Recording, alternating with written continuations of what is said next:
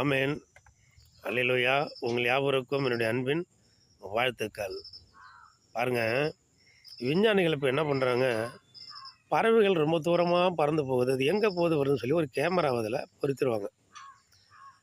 கடலில் திமிங்கலம் அல்லது சுறா மீன் அல்லது பெரிய மீன்களை பிடித்து அதில் கேமராவை பதித்து அதில் விட்டுருவாங்க.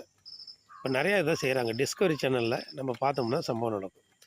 காடுகளில் புலி, சிங்கம், காண்டாமிருகம், ஒட்டகச்சிவிங்கி இப்படி விலங்குகளை பிடித்து அதில் கேமரா பதித்து அது விட்டுருவாங்க.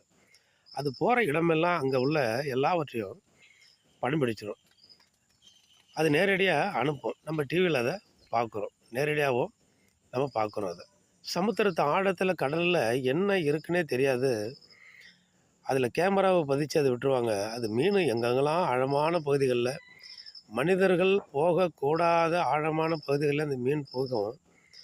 அங்கே உள்ள எல்லாவற்றையும் அந்த கேமராவில் படம் பிடித்து இங்கே அனுப்பி கொண்டே இருக்கும்.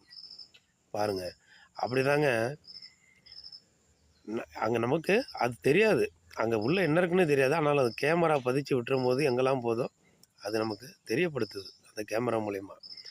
ஆண்டவரும் நம்மளுடைய இருதயமாகிய நம்ம இந்த இருதயத்தில், இது நம்ம இருதயம் இல்லை, இது ஆண்டவர் எப்படி கேமராவை அங்கே பொருத்தி வச்சுருக்கிறாரோ, ஒரு மீனில் பொருத்தி அவங்க ஆய்வு செய்து எல்லாம் கலெக்ஷன் செய்து பார்க்குறாரோ, அதே போல் நம்மளுடைய வாழ்வில் நம்முடைய இருதயத்தை கேமராவாக கர்த்தர் பொருத்தி இருக்கிறார்.